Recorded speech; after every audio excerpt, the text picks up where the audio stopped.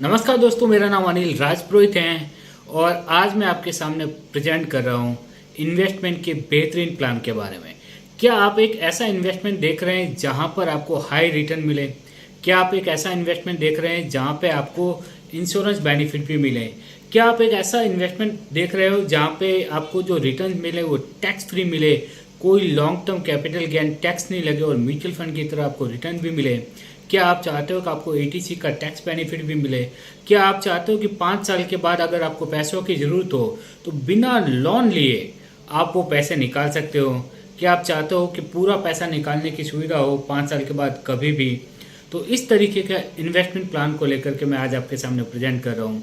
और एलआईसी के top 3 investment plan, जिसका नाम है सिप प्लान, निवेश plus plan and endowment plus plan, ये मैं आपके लिए प्रेजेंट कर रहा हूँ। तीनों प्लान जिसमें बहुत अच्छा रिटर्न्स भी हैं।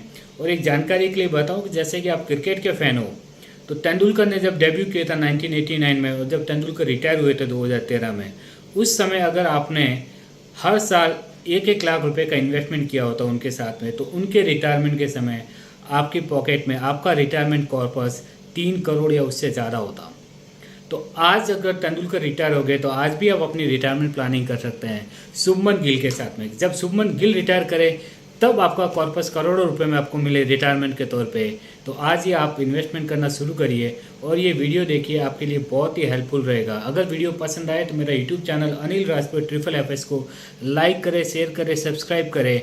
और अगर आप LIC के एजेंट हो तो ज़्यादा से ज़्यादा कस्टमर के साथ आप ये शेयर करें ताकि वो भी एक अच्छा इन्वेस्टमेंट करे LIC के साथ में और अच्छे रिटर्न्स के साथ में वो अपना रिटायरमेंट या बाकी इन्वेस्टमेंट के गोल फुलफिल कर सकें।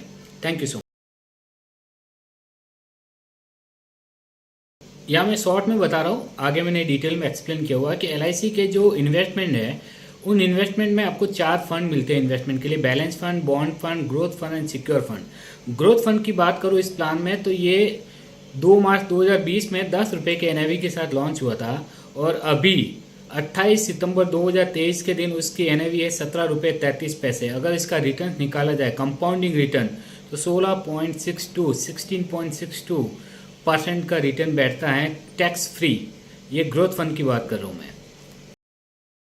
अब देखते हैं अपन LIC के यूलिप के फंड परफॉर्मेंस। अपने गूगल में गए और LIC यूलिप फंड परफॉर्मेंस पे क्लिक किया एंड देन सेकंड वाले पे अपन ने क्लिक किया। तो यहाँ पे आपको LIC के जितने भी फंड्स हैं, आप LIC के वेबसाइट पे आ चुके हैं और जितने भी अभी तक के फंड्स लॉन्च किए हैं उन सब की NAV मेंशन की गई है कि कब प्लान लॉन्च हुआ था, अलग अलग प्लान की डिटेल्स है और क्या क्या उसकी NAV स्टार्ट के समय थी और अभी की डेट में क्या NAV है। तो अभी जो मैंने वीडियो में जो प्लान लिया हुआ है उसमें से यहाँ से अपन प्लान लेते हैं कि अपन ने वीडियो में प्लान लिया है जैसे निवेश प्लस करके प्लान लिया है। तो निवेश प्लस टेबल नंबर 849, ये प्लान लॉन्च कब हुआ था? 2 मार्च 2020 के दिन।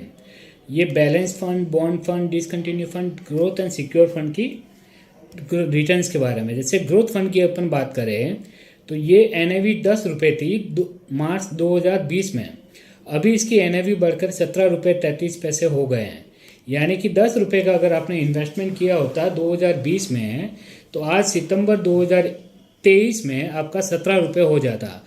यानी कि इसका इंटरेस्ट रेट निकाला जाए कंपाउंडिंग रेट से तो 16.62% का रिटर्न है, वो भी टैक्स फ्री अगर आपने 10 टाइम इंश्योरेंस कवर लिया हुआ है।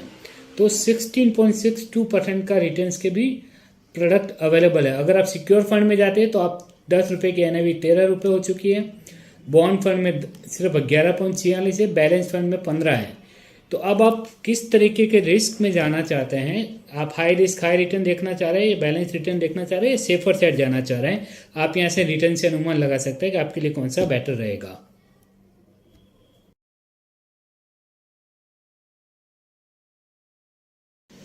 अब जब आप LIC का कोई फंड सेलेक्ट करते हो, जैसे सिक्योर है, बैलेंस है, ग्रोथ है, तो LIC आपका इन्वेस्टमेंट कैसे करती है, फंड मैनेजर आपका पैसा कैसे इन्वेस्टमेंट करता है और आपको प्रॉफिट दिलाता है।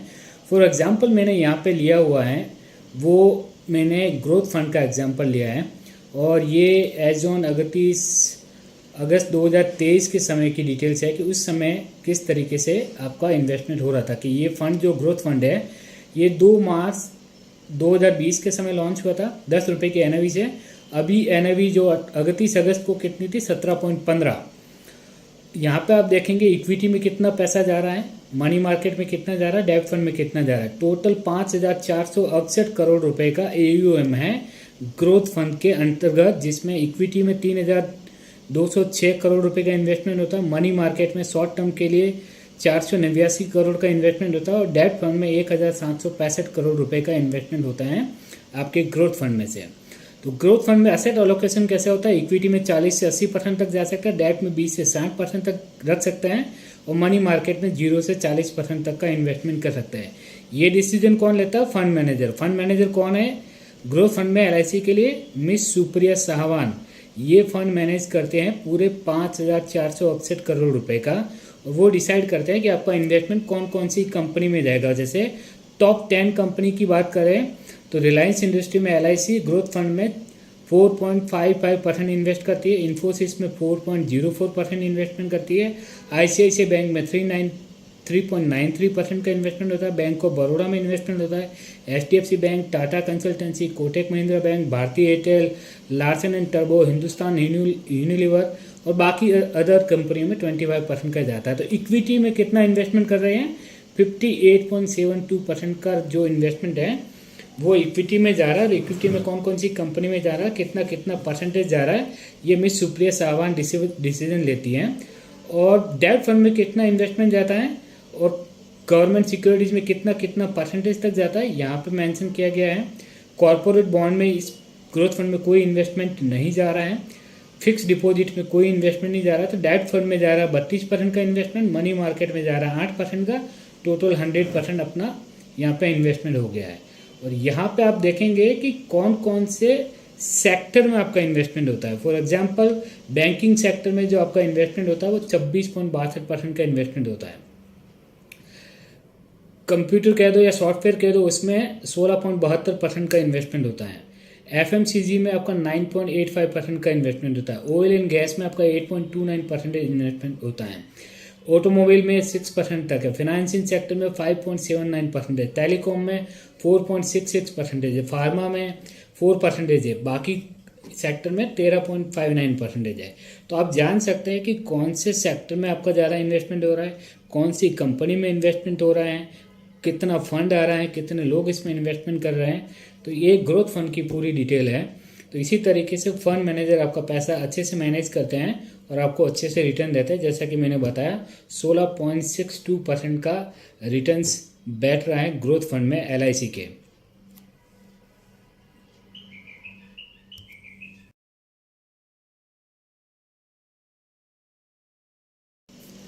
अब LIC के सिप कैलकुलेटर से समझते हैं कि किस तरीके से आपके इन्वेस्टमेंट में रिटर्न मिलेंगे।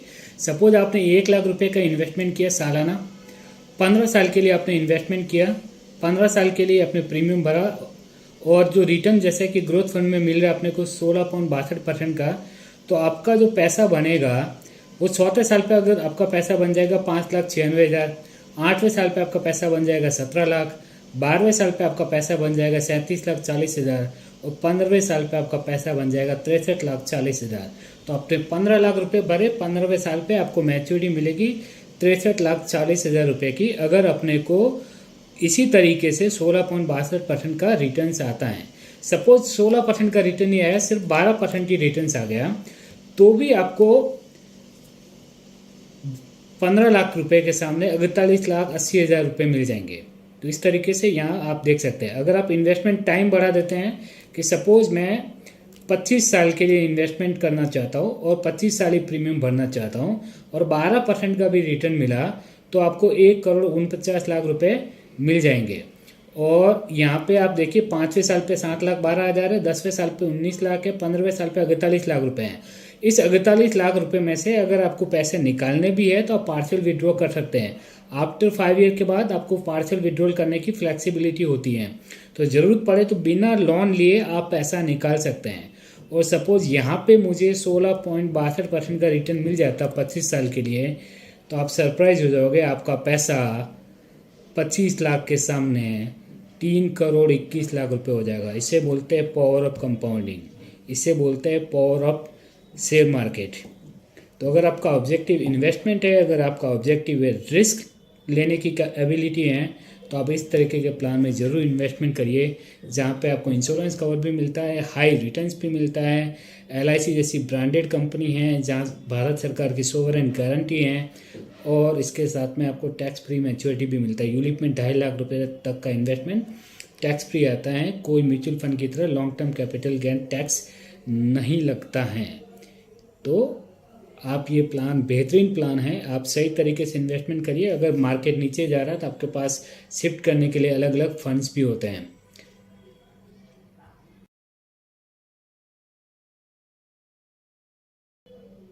अब देखते हैं कि जब लोग शेयर मार्केट में इन्वेस्टमेंट करते हैं तो लोगों को लगता है कि यहाँ तो पैसा कम भी होता है, मार्केट डाउन भी हो सकता है। तो मैं आपको बता दूं, पिछले 30 साल का जो एवरेज रिटर्न सेंसेक्स ने दिया है वो 16.67 का रिटर्न दिया है। अगर देखें 1989 में, तो यहाँ पे शेयर मार्केट था 659 पॉइंट पे 2 जनवरी 1989 में। ये धीरे धीरे हर साल आप बढ़ते बढ़ते आप देखें 1994 में कितना आ गया, 4084। 1999 में कितना आया, 3357। आप यहाँ पे देखिए 2009 में पहुँचा 19,724 पे। और आपको पता हो तो 2007 में ये 19,724 पे पहुँचा था। उसके बाद अमेरिका का लेमन ब्रदर्स बैंक डूब गया तो मार्केट सीधा आया नीचे, 8,000 से भी नीचे आ गया था, 8,891 पे आ गया, यानी कि सीधा 19 से 8,000 पे आया। उसके बावजूद भी मार्केट वापस ऊपर बढ़ा और बढ़ते बढ़ते अब यहाँ पे एक बार फिर कोविड काल में भी नीचे आया और बढ़ते बढ़ते आज के डेट में मार्केट 67,000 से भी ऊपर जा चुका है। तो यहाँ पे 8,000 से 67,000 तक भी पहुँचे हैं। ऊपर नीचे सब कुछ होने के बावजूद भी 16.67% का एवरेज रिटर्न है। तो अगर आप इक्विटी में खेल रहे हो, लॉन्ग टर्म अगर आपका ऑब्जेक्टिव है, तो एक अच्छा सा रिटर्न आप अर्न कर सकते हो LIC के यूलिप प्लान से, LIC के सिप प्लान से, LIC के निवेश प्लान से, LIC के बाकी यूलिप प्लान में, जहाँ पे आप ग्रोथ फंड में इन्वेस्टमेंट करके इस तरीके का रिटर्न्स अर्न कर सकते हो। अब देखते हैं इन्वेस्टमेंट ऑफ फंड। इस पॉलिसी में ये तीनों पॉलिसी जो मैं आपके सामने प्रेजेंट कर रहा हूँ, सिप, निवेश प्लस और न्यू एंडोमेंट प्लस, इन तीनों प्लान में आपके पास इन्वेस्टमेंट करने के 4 ऑप्शन है। एक बॉन्ड फंड है, एक सिक्योर फंड है, एक बैलेंस फंड है, एक ग्रोथ फंड है। बॉन्ड फंड का मतलब होता है, आप आखिरी कॉलम देखिए, रिस्क प्रोफाइल में लो रिस्क वाला है। Low risk low return, high risk high return, medium risk medium return. तो आप किस तरीके की प्रोफाइल में इन्वेस्टमेंट करना चाहते हो उस तरीके से कर सकते हैं। बॉन्ड फंड में कंपनी के जो फंड मैनेजर है वो आपके लिए क्या करेंगे कि गवर्नमेंट सिक्योरिटीज़ में इन्वेस्टमेंट करेंगे। कम से कम 60% तो गवर्नमेंट सिक्योरिटीज़ में आपका इन्वेस्टमेंट होगा ही होगा, और मनी मार्केट में इन्वेस्टमेंट होगा जो 40% से ज़्यादा नहीं होगा, 40% तक मनी मार्केट में इन्वेस्टमेंट करेंगे। और इक्विटी में यानी कि रिस्क की प्रोफाइल में वो आपका बिल्कुल भी इन्वेस्टमेंट नहीं करेंगे। सिक्योर फंड की बात करेंगे तो कम से कम 45% का आपका इन्वेस्टमेंट, 45% का आपका इन्वेस्टमेंट गवर्नमेंट सिक्योरिटीज़ में होगा। 45 से लेकर के 85 के बीच में, ये डिपेंड करता है कि फंड मैनेजर किस तरीके से आपका निवेश करेंगे। और शॉर्ट टर्म इन्वेस्टमेंट की बात करें, मनी मार्केट की बात करें, तो वहाँ पे 40% से ज़्यादा का इन्वेस्टमेंट नहीं होगा किसी भी समय किसी भी फंड में। 40% तक का वो इन्वेस्टमेंट कर सकते हैं मनी मार्केट में। और इक्विटी में बात करें, सिक्योर फंड के अंदर इक्विटी में कम से कम 15% का इन्वेस्टमेंट होगा। 15 से लेकर 55% तक का आपके फंड मैनेजर मार्केट के अनुसार आपका निवेश कर सकते हैं। बैलेंस फंड में कम से कम आपका 30% गवर्नमेंट सिक्योरिटीज़ में जाएगा, 30 से लेकर 70% के बीच में। और इक्विटी में रहेगा वो कम से कम 30% इक्विटी में इन्वेस्टमेंट करेंगे, लेकिन 70% से ज़्यादा नहीं करेंगे।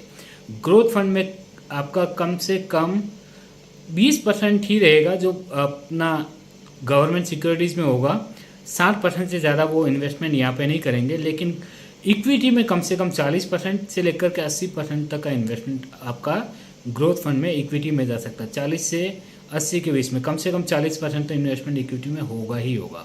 तो किस तरह के प्रोफाइल में आप इन्वेस्टमेंट करना चाहते हैं वो आप अपनी रिस्क प्रोफाइल के अनुसार कर सकते हैं। अभी अपन देखते हैं इन तीनों पॉलिसी के बेसिक फीचर्स के बारे में, सिप, निवेश प्लस और न्यू एंडोमेंट प्लस के बारे में। तो सिप प्लान जो लॉन्च हुआ था 2 मार्च 2020 को, निवेश प्लस भी 2 मार्च 2020 को लॉन्च हुआ था, और न्यू एंडोमेंट प्लस लॉन्च हुआ था 1 फरवरी 2020 को।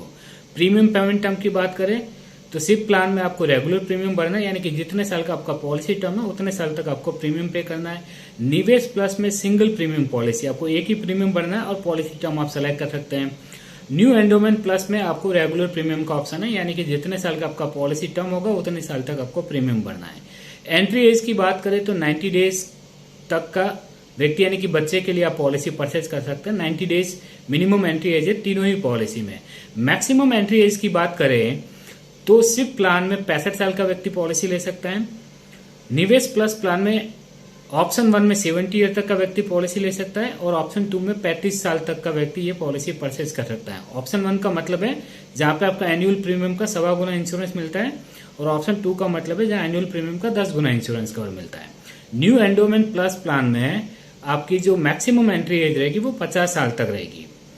और अगर आप देखें तीनों प्लान को एक साथ देखने से आपको फायदा क्या हो रहा है, मान लो कस्टमर की एज 55 साल है तो उसको पता है कि मैं न्यू एंडोमेंट प्लस तो नहीं ले सकता, मैं निवेश प्लस का ऑप्शन 2 नहीं ले सकता, लेकिन मैं निवेश प्लस का सिंगल प्रीमियम पॉलिसी ले सकता हूँ या सिप में मैं रेगुलर प्रीमियम पॉलिसी ले सकता हूँ। तो आपके लिए भी अगर आप एजेंट हो तो आसान रहेगा कि आप कौन से कस्टमर के लिए कौन सी पॉलिसी आसानी से चली जाएगी। बात करें मिनिमम मैच्योरिटी एज की तो 18 साल मिनिमम मैच्योरिटी एज है।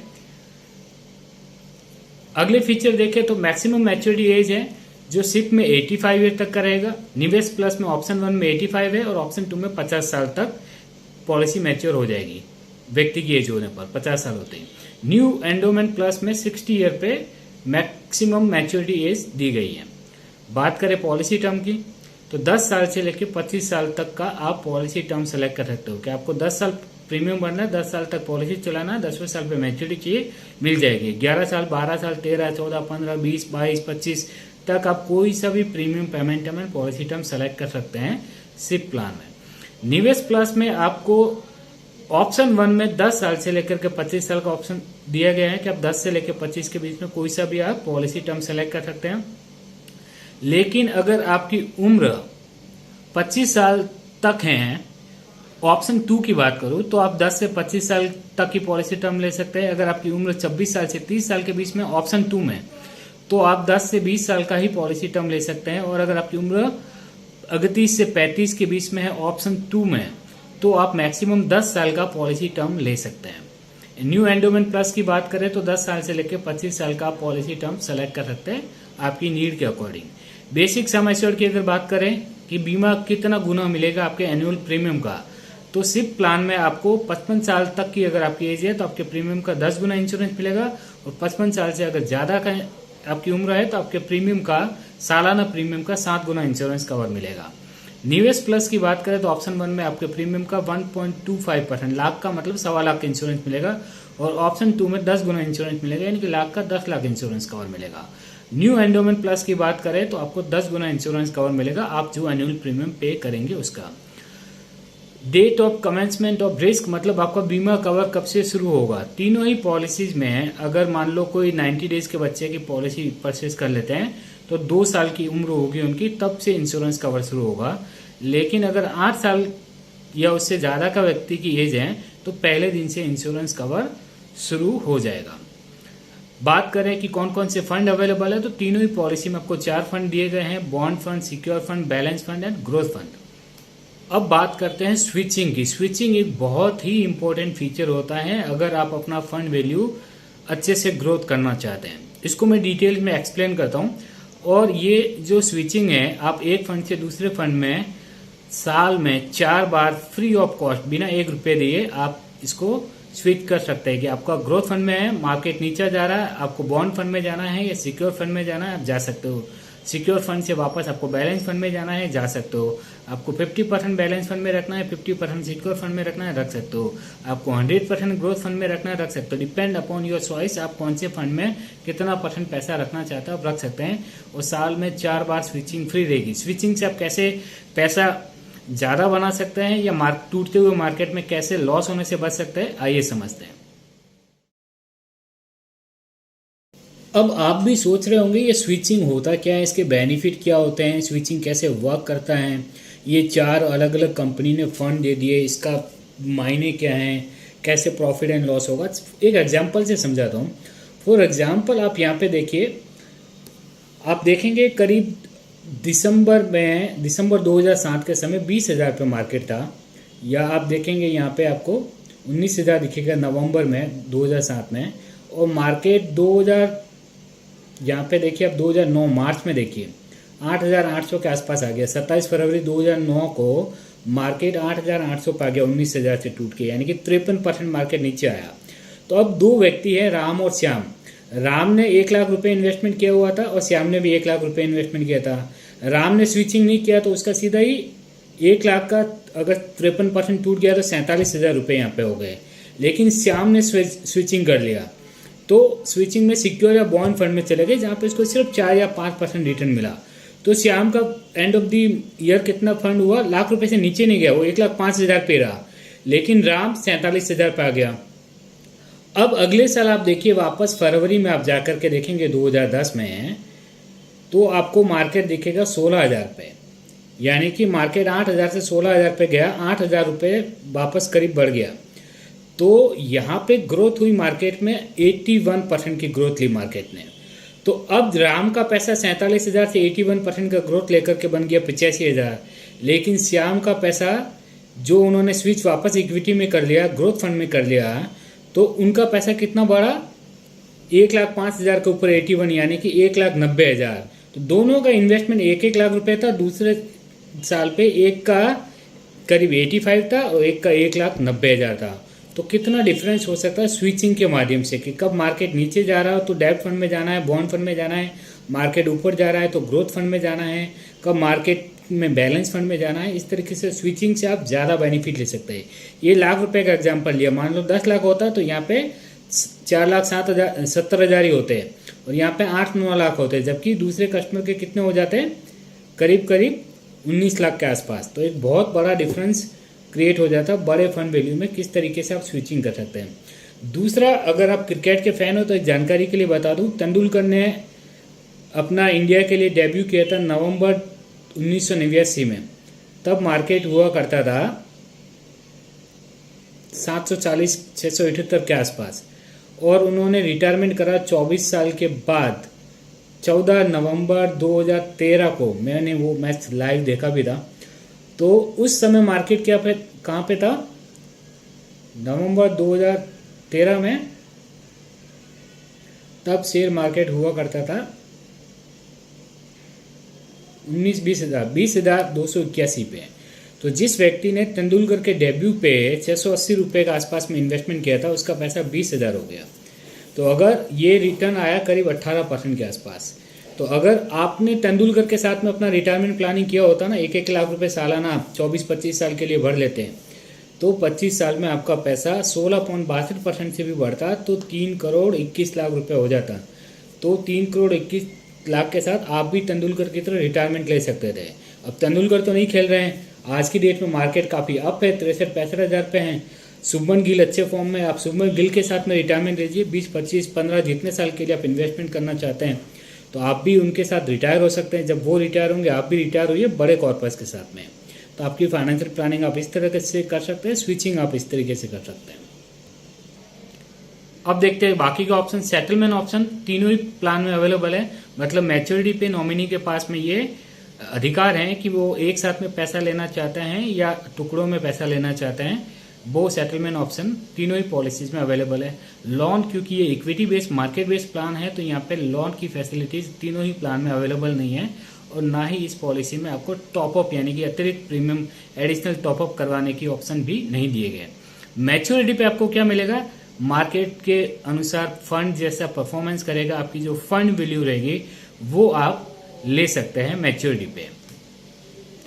एक अच्छी बात बताऊं, मैच्योरिटी आप 5 साल के बाद इस पॉलिसी में कभी भी ले सकते हैं। वैसे आपने 25 साल का पॉलिसी टर्म लिया है, लेकिन अगर आपको 10वें साल लगता है कि मुझे पॉलिसी पूरा क्लोज करना है, आप क्लोज कर सकते हैं बिना किसी डेथ बेनिफिट राइडर। ये एक राइडर के तौर पर आप इसको ले सकते हैं अगर आप लेना चाहो तो। तीनों ही पॉलिसी में अवेलेबल है। सिर्फ 1,000 रुपये का एक्सीडेंटल राइडर सपोज आपको ऐड करना है एग्जाम्पल के तौर पर, उसके लिए आपको सिर्फ 40 पैसे देना है। 10,000 के लिए 4 रुपये देना है, 1 लाख के लिए 40 रुपये देना है। इस तरीके से आप कितना इंश्योरेंस कवर ऐड करना चाहते हैं राइडर का, आप करवा सकते हैं। लेकिन अगर आप पुलिस में हो या हाई रिस्क प्रोफाइल में हो तो आपको 40 पैसे की जगह 80 पैसा लगेगा पर 1000 सम एश्योर्ड। ₹1000 के बीमा कवर पे 40 पैसा लगेगा नॉर्मल व्यक्ति के लिए, लेकिन कोई हाई प्रोफाइल रिस्क पे है लाइक पुलिस, आर्मी का आदमी, तो उनके लिए 80 पैसा लगेगा पर 1000 एक्सीडेंटल राइडर सम एश्योर्ड के ऊपर। फ्री लुक पीरियड की बात करें तो 15 दिन का रहेगा। फ्री लुक का मतलब होता है कि सपोज कस्टमर ने पॉलिसी परचेज कर ली, पॉलिसी बॉन्ड उनके घर पे आ गया है, लेकिन किसी वजह से वो पॉलिसी से असंतुष्ट है और वो वापस क्लोज करना चाहता है, पॉलिसी बंद करवा करके पैसा वापस लेना चाहते हैं, तो 15 दिन का समय रहेगा उनके पास में, वो फ्री लुक करवा के पैसा वापस ले सकते हैं। बात करें ग्रेस पीरियड की तो 30 डेज का ग्रेस पीरियड रहेगा। फॉर एग्जांपल आपने 3 अक्टूबर 2023 को पॉलिसी परचेज करी, अगले साल आपको 3 अक्टूबर 2024 को प्रीमियम भरना है, लेकिन किसी कारणवश आप प्रीमियम नहीं भर पा रहे, तो 1 महीने का आपको टाइम मिलेगा। 3 नवंबर 2024 तक भी आप प्रीमियम भर सकते हैं। बात करें रिवाइवल पीरियड की, किसी कारणवश आप प्रीमियम भर ही नहीं पाते, 1 साल 2 साल प्रीमियम ही नहीं भर पाए, तो 3 साल का आपको समय दिया गया। आप तीनों साल का एक साथ में प्रीमियम दे करके इस पॉलिसी को रिवाइव करवा सकते हो। बात करें सरेंडर बेनिफिट की तो 5 साल का इस पॉलिसी में लॉक इन पीरियड होता है। 5 साल के बाद आप इस पॉलिसी को सरेंडर करवाना चाहते हो तो आप सरेंडर करवा सकते हो। बात करें डेथ बेनिफिट की कि अगर इस पॉलिसी में कस्टमर की डेथ हो जाती है तो घर वालों को क्या मिलेगा, तो यहाँ पे 3 ऑप्शन दिए गए, 3 चीज़ें दी गई, इसमें से जो हाईएस्ट होगा, हायर होगा, वो मिलेगा। पहला आपका बेसिक सम एश्योर्ड यानी कि आपका बीमा कवर, दूसरा आपकी फंड वैल्यू मार्केट के अनुसार जो आपका पैसा बढ़ा है वो, और तीसरा जो आपने टोटल प्रीमियम भरा है उसका 105%, और अगर उसमें से कुछ पार्शियल विड्रॉल किया तो वो माइनस कर लेंगे। फॉर एग्जांपल एक कस्टमर है जिसने 1-1 लाख रुपए का प्रीमियम भरना डिसाइड किया, 2 साल प्रीमियम भरे थे और उस समय उनकी फंड वैल्यू 2.5 लाख रुपए हो गई थी और उनकी डेथ हो गई, तो क्या मिलेगा? 1 लाख के सामने 10 लाख का बीमा है, फंड वैल्यू 2.5 लाख है और 2 लाख का 105% हो गया 2,10,000 रुपये। तो तीनों में से हायर कौन सा हुआ? बेसिक सम एश्योर्ड यानी कि 10 लाख, तो घर वालों को 10 लाख रुपए मिलेगा। मान लो कस्टमर की डेथ 11वें-12वें साल पे हुई, उस समय फंड वैल्यू 15 लाख रुपए थी, तो बीमा कवर बेसिक सम एश्योर्ड कितना है?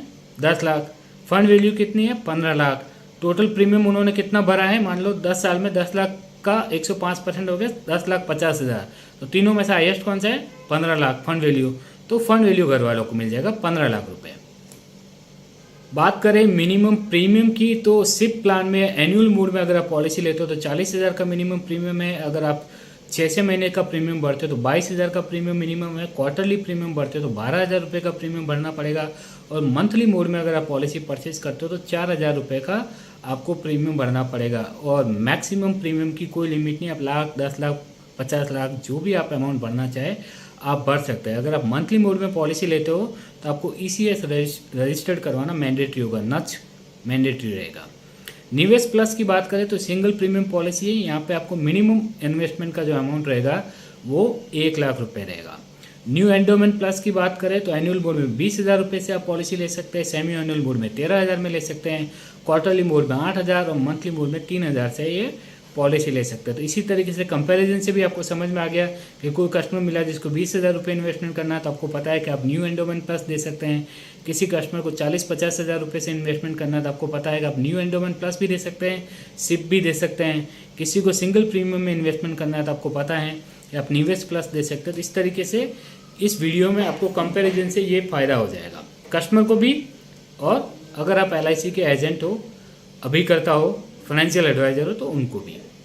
अब कस्टमर को एक और बेनिफिट दिया गया है इस पॉलिसी में, गारंटेड एडिशन करके, कि आपको जो सालाना प्रीमियम है, एनुअल प्रीमियम, सिंगल एक एनुअल प्रीमियम जो है, सपोज लाख रुपए आप साल का प्रीमियम भर रहे हैं तो उसका आपको एक गारंटेड एडिशन दिया जाएगा। कब दिया जाएगा? 6ठे साल, 10वें साल, 15वें साल, 20वें साल और 25वें साल।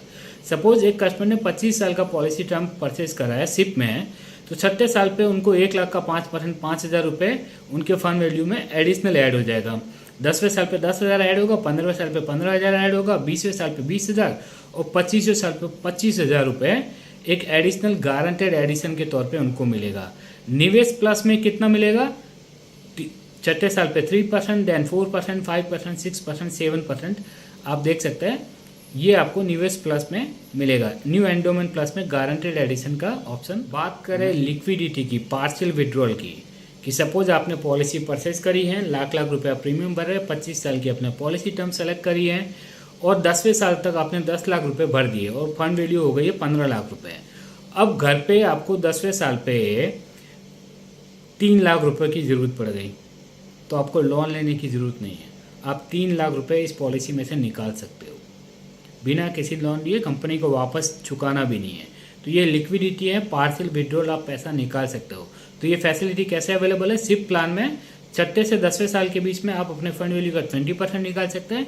11 से 15 साल की पॉलिसी टर्म के बीच में 25% आप अपने फंड वैल्यू का निकाल सकते हैं। 16 से 20 साल के बीच पॉलिसी ईयर में आप 30% ऑफ योर फंड वैल्यू, और 21 से 25 साल के पॉलिसी के टेन्योर में आप 35% ऑफ योर फंड वैल्यू कि मान लो आपने 25 साल का पॉलिसी टर्म लिया था, 22वें साल पे आपको पैसा निकालना है, आपकी फंड वैल्यू का 35% निकाल भी सकते हैं। और परमानेंट सरेंडर भी करना चाहते हैं तो 5वें साल के बाद आप कभी भी कर सकते हैं।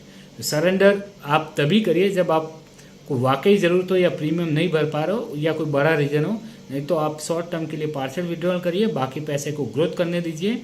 आप जो भी पैसा निकालते हो ना, उसमें से बीमा कवर 2 साल के लिए कम हो जाता है। मान लो आपका बीमा कवर 10 लाख है, आपने 2 लाख रुपए निकाल लिए, तो अगले 2 साल के लिए, अगले 24 महीने के लिए आपका बीमा कवर 8 लाख का हो जाएगा, फिर ऑटोमेटिक वापस से 10 लाख हो जाएगा। निवेश प्लस में बात करें पार्शियल विड्रॉल की, तो छठे से 10वें साल के बीच में 15%, देन 20%, देन 25%, देन 21 से 25 साल के बीच में फंड वैल्यू का 30% तक आप पार्शियल विड्रॉल कर सकते हैं। न्यू एंडोमेंट प्लस की बात करें तो 3 एनुअल प्रीमियम यानी कि 1-1 लाख रुपए अगर आप भर रहे हो तो 3 एनुअल प्रीमियम और 50% ऑफ फंड वैल्यू, उसमें से जो हायर है वो निकाल सकते हैं। फॉर एग्जाम्पल 10वें साल पे आपकी फंड वैल्यू थी 10 लाख रुपए एग्जाम्पल के तौर पे, या 15 लाख मान लेते हो, 15 लाख आपकी फंड वैल्यू है, तो 3 एनुअल प्रीमियम कितना हुआ? 1-1 लाख के हिसाब से 3 लाख, और 15 लाख का 50% कितना हुआ? 7.5 लाख। तो दोनों में से हायर कितना हुआ? 7.5 लाख। तो 7.5 लाख रुपए तक आप पार्शियल विड्रॉल कर सकते हैं। इन्वेस्टमेंट प्लान है तो यहाँ पे कुछ चार्जेस भी लगते हैं। चार्जेस में सबसे बड़ा जो चार्जेस रहता है उसको अलोकेशन चार्जेस बोलते हैं। तो सिप प्लान में आपको पहले साल पे 8% अलोकेशन चार्जेस लगेगा, दूसरे से 5वें साल पे आपको 5.5%, और छठे साल के बाद में जितना भी आपका पॉलिसी टर्म है वो 3% एलोकेशन चार्जेस लगेगा।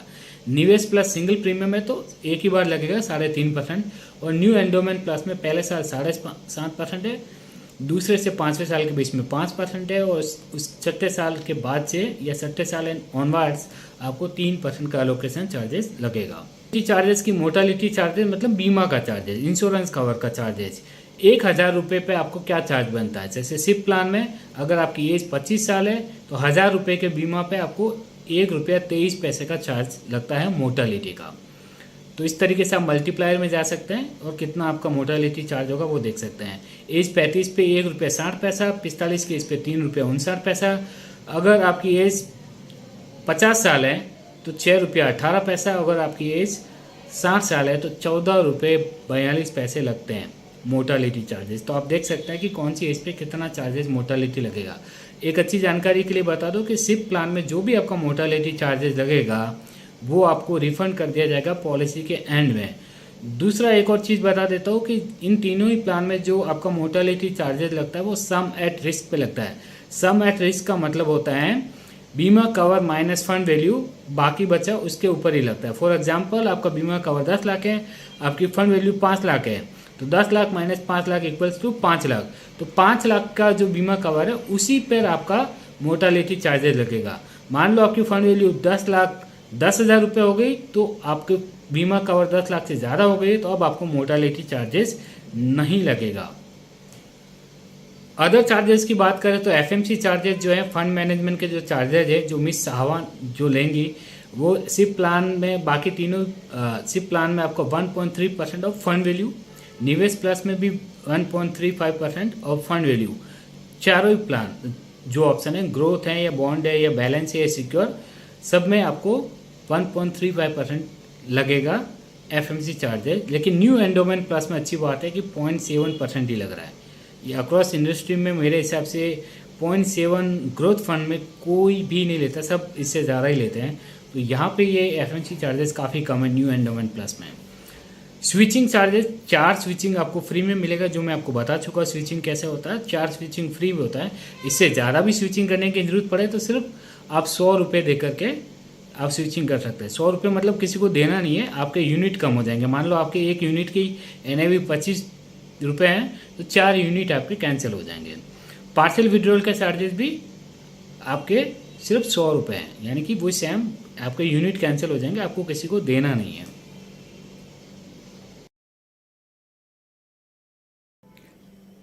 अब अपन समझते हैं LIC के इलस्ट्रेशन।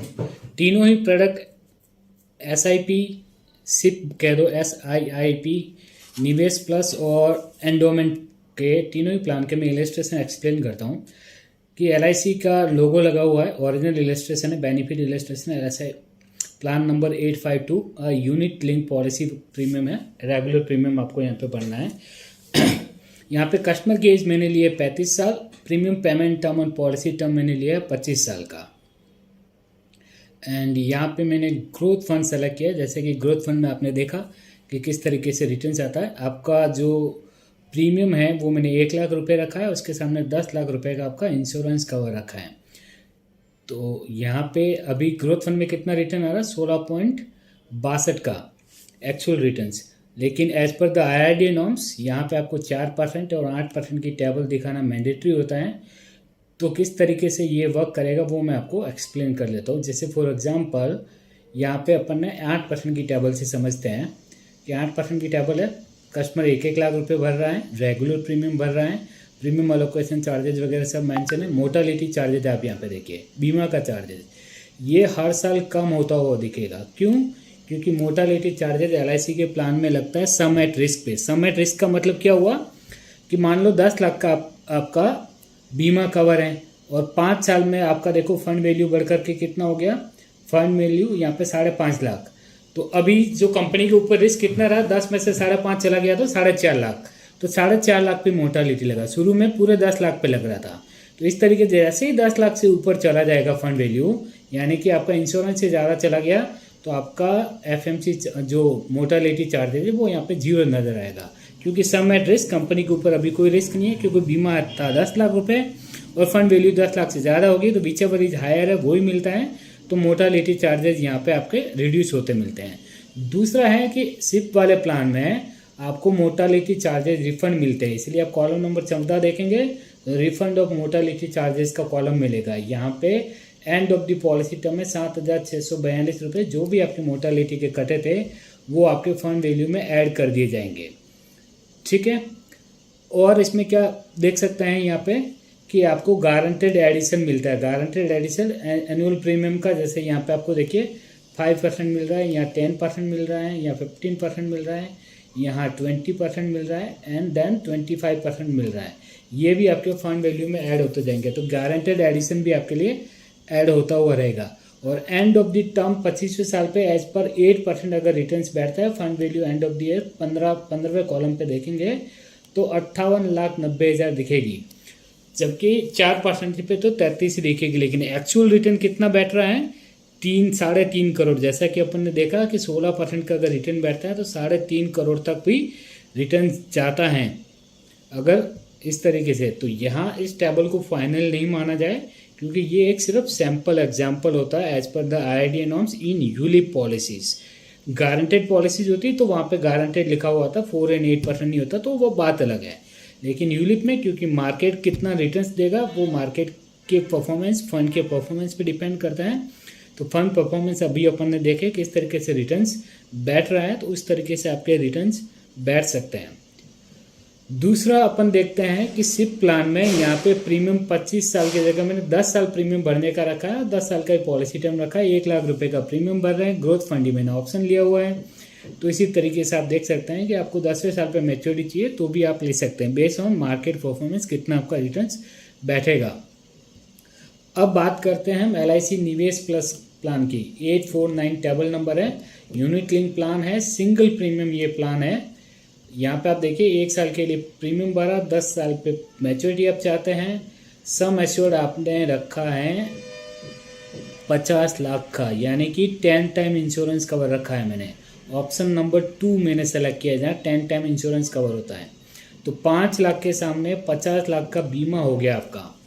और यहाँ पे मैंने सिक्योर फंड जैसे सेलेक्ट किया तो लो टू मीडियम रिस्क की तरफ अपन चले गए। अब यहाँ पे आप देखेंगे कि आपने 5 लाख रुपए प्रीमियम भरा, आप यहाँ डेथ बेनिफिट के कॉलम में देखिए 50 लाख का आपका बीमा कवर हो रहा है और fund value based on market आपकी ग्रोथ होती रहेगी। तो 5 लाख के सामने यहाँ पे 7,68,000 रुपये दिख रहा है, क्योंकि 10 गुना इंश्योरेंस कवर है तो ये 7,68,000 टैक्स फ्री रहेगा। लेकिन क्योंकि 2.5 लाख तक यूलिप में अलाउड होता है तो 2.5 लाख रुपए तक का इन्वेस्टमेंट होता है तो टैक्स फ्री रहता है। 5 लाख है तो आपको long term capital gain tax जैसे म्यूचुअल फंड में लगता है वैसे लग सकता है। तो आप इन्वेस्टमेंट करने से पहले देख सकते हैं कि आपको सिंगल प्रीमियम कितना इन्वेस्ट करना है। अगर आप टैक्सेबल स्लैब में आते हो तो आप 2.5 लाख तक चाहिए। अगर लगता है कि जब आपकी एज ज़्यादा है या आपको लगा है जब पैसा आएगा उस समय इनकम टैक्स में अभी 7.5 लाख या 7 लाख का टैक्स बेनिफिट वैसे भी टैक्स फ्री हो रहा है तो ये तो 7.68 ही है, 10 साल बाद में इनकम टैक्स का स्लैब क्या होगा, तो उस हिसाब से आप इन्वेस्टमेंट सोच सकते हैं। यहाँ पे आप देखिए सिंगल प्रीमियम और 25 साल तक मैंने कवर लिया है। निवेश प्लस में ही रखा है ऑप्शन, लेकिन यहाँ पे मैंने ऑप्शन रखा है 1, यानी कि यहाँ पे 5 लाख के सामने 1.25 गुना इंश्योरेंस रहेगा तो 6.25 लाख का रहेगा, यानी कि इसकी मैच्योरिटी आपको टैक्सेबल मिलेगी क्योंकि ये 10 टर्म इंश्योरेंस कवर नहीं दे रहा है। लेकिन फिर भी अब क्योंकि इंश्योरेंस कवर कम है, मोर्टालिटी चार्जेस कम होगा तो रिटर्न्स भी आपको हायर मिलने के चांसेस रहते हैं। तो 5 लाख रुपए का इन्वेस्टमेंट किया, 6.25 लाख का आपका इंश्योरेंस कवर रहेगा। अब आप फंड परफॉर्मेंस देखिए, आपको 25वें साल पे आपको 24,38,000 रुपये की मैच्योरिटी आ रही है। ये 8% पे है। एक्चुअल रिटर्न इससे कहीं ज़्यादा हायर या लोअर हो सकता है, दोनों ही। लेकिन लॉन्ग टर्म में आप देखा इंडियन शेयर मार्केट वगैरह आपको ज़्यादा ही मिलने के चांसेस रहते हैं। फाइनली अपन देखते हैं LIC का new endowment plus plan 935 table number है, यूनिट लिंक पॉलिसी है और मैंने यहाँ पे ये इंडिविजुअल पॉलिसी लिया हुआ है जहाँ पे रेगुलर प्रीमियम का मैंने ऑप्शन लिया है। 10 साल भरना है, 10 साल ही पॉलिसी चलेगी। 35 साल का व्यक्ति है, 1 लाख रुपए का प्रीमियम भर है, 10 लाख का बीमा कवर है। ग्रोथ फंड ऑप्शन लिया है, रिस्क हाई लेवल का सेलेक्ट किया हुआ है। तो आप इस तरीके से देख सकते हैं कि 10 साल प्रीमियम भरे, 10वें साल के बाद में आपको यहाँ पे मैच्योरिटी अमाउंट कितना मिल रहा है वो आप यहाँ पे सेलेक्ट कर सकते हैं। तो इस तरीके से आप अलग अलग ज़रूरतों के अनुसार कौन सी पॉलिसी आपके लिए ज़्यादा सूटेबल है वो परचेज कर सकते हैं। फाइनली मैं इस प्लान को समराइज़ करूँ, इस इन्वेस्टमेंट के तीनों ऑप्शन को समराइज़ करूँ तो ये इन्वेस्टमेंट के लिहाज से बहुत ही अच्छे प्लान है। अगर आप हाई रिटर्न देखना चाह रहे हैं, मार्केट इंडिया का बहुत ग्रोथ कर रहा है, आप न्यूज़ में जाके आप देखिए अगले आने वाले 20-25 साल हिंदुस्तान के हैं। दुनिया भर में सबसे अच्छी तरीके से हमारी इकोनॉमी ग्रो कर रही है और शेयर मार्केट कुछ ही सालों में हो सकता है लाख पॉइंट को भी टच कर जाए, जो भी 66-67,000 पे है। तो आपने देखा तीनों प्लान में, आपने देखा हिंदुस्तान का इतिहास देखा, सेंसेक्स का किस तरीके से 100 पॉइंट से शुरू हुआ था 1979 में से लेकर के यहाँ तक पहुँचा है। आपने देखा किस तरीके से 16.62% का रिटर्न्स इस प्लान में अवेलेबल है, ग्रोथ फंड में अवेलेबल है। आपने देखा कि मार्केट नीचे जाए तो किस तरीके से आप अपना फंड स्विच करके पैसे बना सकते हैं।